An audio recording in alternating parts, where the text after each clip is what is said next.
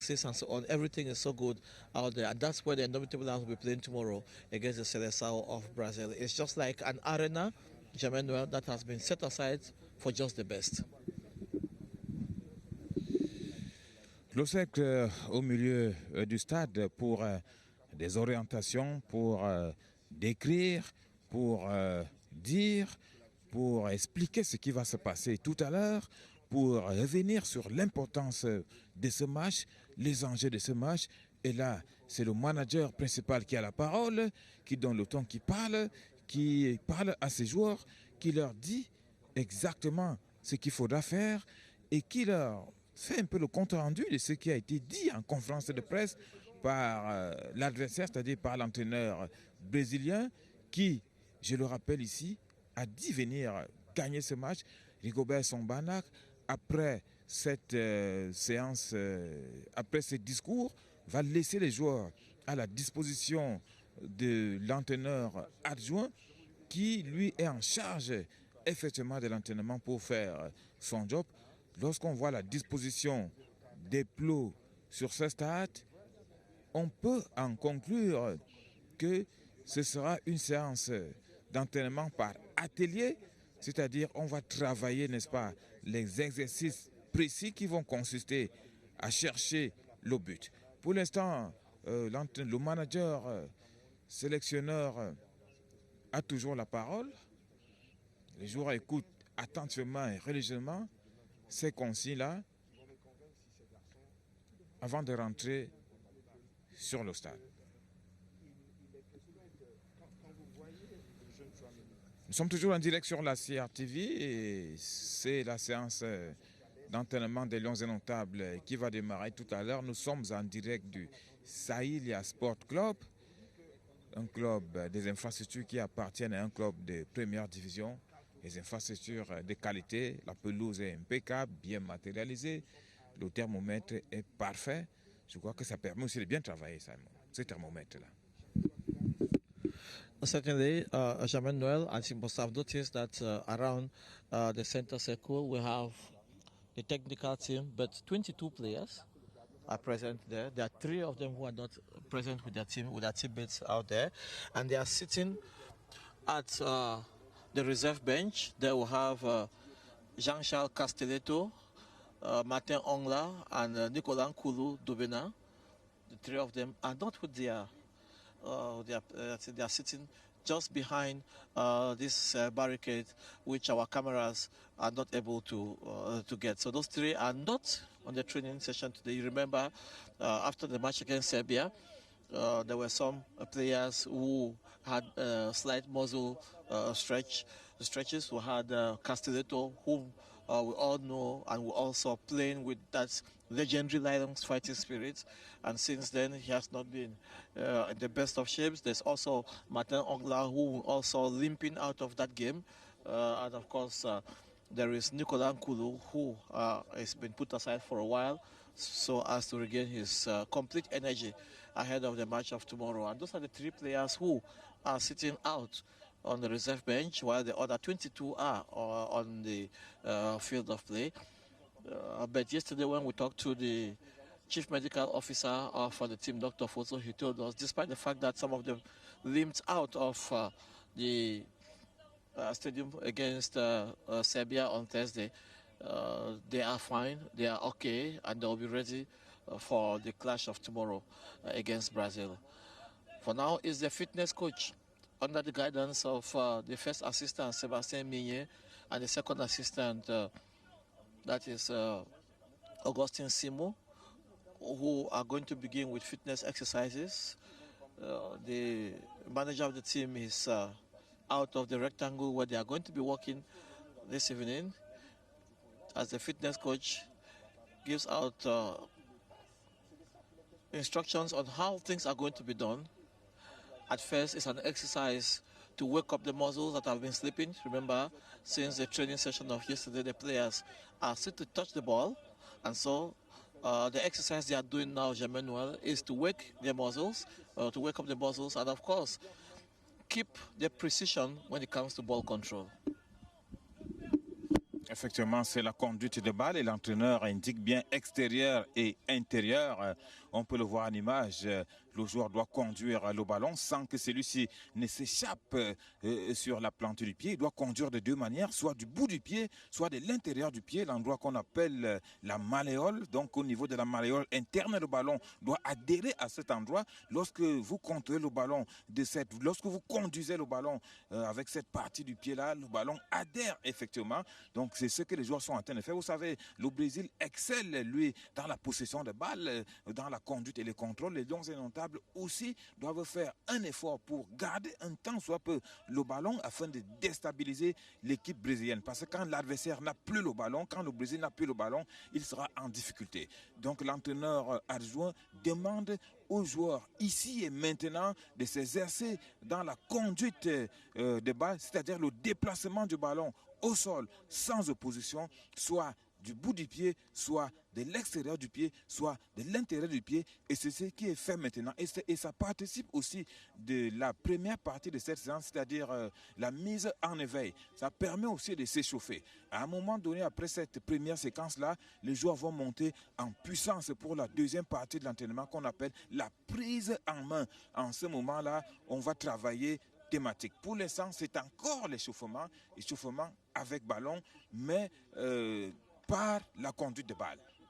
C'est un peu ce qui se passe là. Vous le constatez, ça c'est Choupo-Moting. Il conduit le ballon, il passe ce ballon à Toko Ekambi qui lui aussi va conduire, mais en petite foulée. Et voilà la deuxième rangée. Ça monte au stade, vous allez voir que les joueurs vont travailler là sans ballon. Ils vont échauffer, n'est-ce pas, les muscles sans ballon, c'est-à-dire les jambes. Les scientifiques appellent cette partie du corps là les quadriceps, parce que c'est le quadriceps qui se déplace pour pouvoir shooter le ballon. Là, c'est Gaël Ondoa. De l'autre côté, Christian Mungang Bassogok. Ici, Vincent Abouakar, qui a plutôt laissé le ballon pour s'échauffer. Et c'est un joueur sur qui les espoirs sont vraiment posés. Vincent Abouakar, Touké Kambi, Choupo-Moting, l'attaque des Lions indomptables. La question a été posée aujourd'hui à Rigobert Son, en séance d'entraînement sur Toko Ekambi. Il a dit que qui vous dit qu'il ne sera pas en forme demain face au Brésil. Donc il n'est pas question de le mettre au banc de tous, de le changer. Certainement qu'il va commencer, mais il doit être mis en confiance. C'est le rôle de l'entraîneur, mettre ses joueurs en confiance. Ne pas jeter un de ses joueurs en pâture parce qu'il est critiqué, mais le mettre en confiance. Certainly, it is the role of the coach to keep his team upbeat. It is the role of the coach to make sure that his players have maximum concentration. It is the role of the coach to make sure that his players are well prepared for whatever challenge they have. And it is the role of the coach to choose those he's going to play with in every encounter. Yes, it's true, he talked about keeping the confidence of Karl Toko Ekambi, but we must also accept and we must also know that there is a difference between being able to keep the morale of a player and, of course, the Olympic shape at the moment of that player. It's true, many have been talking about Karl Toko Ekambi because since the start of this competition, he's been a starter twice, but he's not been the Karl Toko Ekambi that we used to see during the African Cup of Nations and the qualifying matches for the FIFA World Cup. But that is the life of a footballer. Today you are in very good shape and tomorrow you are not. It goes around like a vicious circle. For now, the players are upbeat. You remember the coach was also asked about Christopher Wu, who many have been thinking is a possible substitute for Nicolas Nkulu Ndubena at the central axis. And the coach said he is the only person who has the final say, and tomorrow he's going to put in the team that is going to be ready to challenge the Seleção of Brazil. Now, let's talk about the two youngsters, Jerome Gom and Maru Swaibu. They have been going through lots and lots of learning. The learning exercise has been extremely good for these two youngsters. And it is exceptional to have these two players in the midst of all the elder brothers like they have out here, seeing how they are at ease, talking to them, playing during training sessions.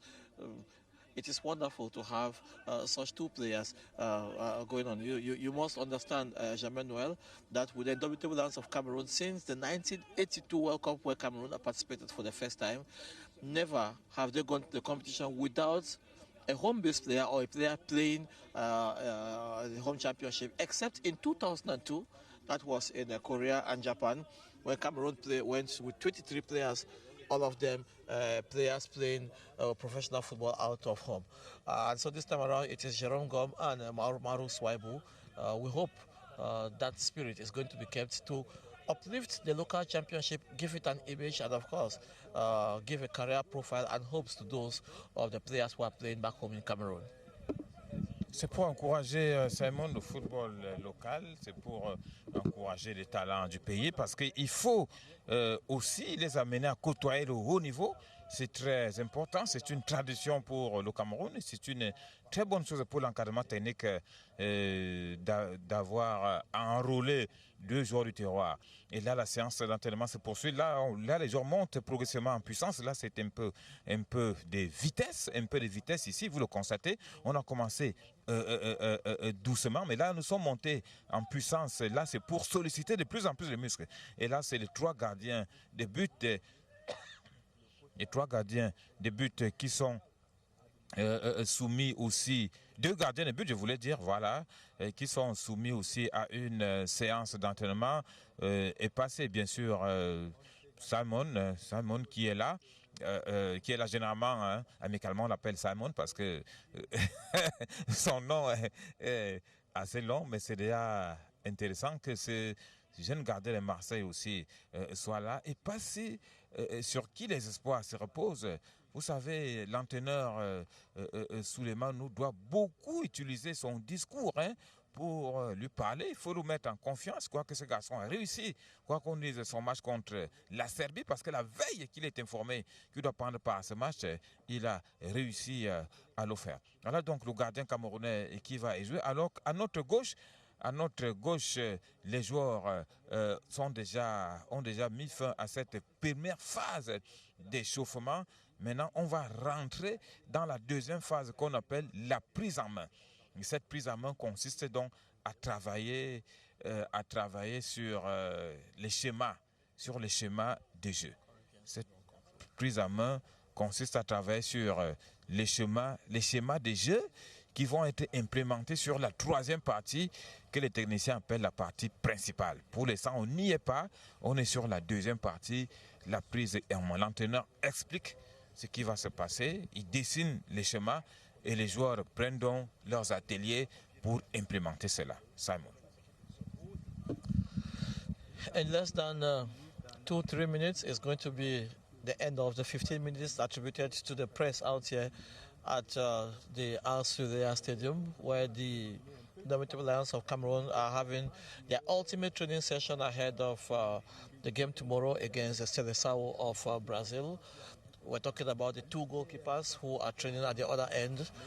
There is Davis Epasi Mboka, and of course Simon Ngapantienbu, who is the youngest player of the Indomitable Lions of Cameroon this time around in this competition. He's just 19 years old. He was the third choice goalkeeper, but for now he is the second choice since the departure of goalkeeper Andre Onana. Epasi becomes first choice and Simon Ngapantienbu becomes the second choice. Precision is also being worked out here. You can see the other players with those small goalposts doing everything to see how they can be able to have a little target and succeed in sending the ball through. It helps during precision passes, and of course whenever there is a situation in the 80-meter box of the opponent, it helps to score the goals. And that is exactly what the players are doing out here this evening. Precision, precision, precision. Jean-Manuel, we're going to hand over the microphone back to Yaoundé because it has been signaled out here that we'll have less than 2 more minutes to go to the end of the time that has been allocated for the press in this competition. At the other end, the press is already been ushered out of the stadium. And so we are going to be handing over the microphone to Yaoundé for Rosalie Sofinke and Daniel Ekonde to continue with a broadcast out there at the nation's capital. Jamais? Oui, Simon, ce sera donc la fin de notre temps. Le temps imparti à cette retransmission est arrivé à son terme. La séance d'entraînement va démarrer maintenant au niveau de sa thématique, la deuxième partie. Pour l'instant, nous allons vous remettre l'antenne tout en espérant vous retrouver très bientôt sur les antennes de la CRTV. La Coupe du Monde continue toujours. À vous. Many thanks, Jemenuel Esenge, as well as Simon Liunga, for making us live in the training session of the Indomitable Lions as they prepare to challenge Brazil tomorrow at 8 p.m. We saw muscle relaxing exercises from the Lions, ball juggling, ball control, as well as precision passes. It's been really, really exciting, Rosalie Sofinke, especially Olivier Ncham, who took some time at the center of the field when the Lions were listening to the coach. He was just pushing himself, you know, oiling his muscle, preparing that I'm back in the Indomitable Lions team, the Swansea FC midfielder. It will really be a joy to watch tomorrow, to see him play for the Lions. Et voilà, nous avons vécu cette séance d'entraînement ouverte à la presse, les 15 premières minutes qui ont permis aux téléspectateurs de se délecter de la séance d'entraînement des Lions indomptables du Cameroun qui se préparent à affronter demain le Brésil en troisième sortie dans la poule G. Un match assez décisif pour les Lions indomptables qui ont là une chance inouïe de se qualifier après 32 ans à une phase à élimination directe d'une Coupe du Monde. Eh bien, cette séance d'entraînement des Lions de cet après-midi est également le moment pour Rigobert Sambana de motiver l'ensemble des joueurs pour un but commun, le but connu de tous, remporter les 3 points de la journée, les 3 points possibles que les Lions peuvent avoir. Et donc, on a donc vécu cela avec vous, chers téléspectateurs, une séance d'entraînement assez remarquable avec la présence du président de la FECAFOOT, Samuel Eto'o-Fils, qui est également là pour galvaniser les joueurs. Eh bien, une séance d'entraînement également assez tactique et technique. Le plan d'entraînement a été dévoilé par Jemenuel Esenge. C'est une séance d'entraînement assez légère, assez esquisse parce que nous sommes à la veille d'un match important. Il faut pas saturer les joueurs, il faut pas qu'ils se donnent trop à fond, mais déjà on a vu qu'ils ont pu s'échauffer. Et là, tout à l'heure, ce sera la thématique principale. Certainement, Rigobert Sambana va présenter aux joueurs la disposition tactique qu'il voit déjà demain pour le match face au Brésil. Peut-être partira-t-il sur un 4-4-2, va-t-il miser sur une attaque assez poussée, 4 attaquants, 4 milieux et 2 défenseurs, ou alors va-t-il miser sur la défense parce qu'on a vu les largesses défensives du Cameroun. Il faudrait corriger cela. En tout cas, il y a cette chronique de François-Marc Modzom sur le jeu du Cameroun pendant ce mondial que nous vous proposons de suivre. François-Marc Modzom.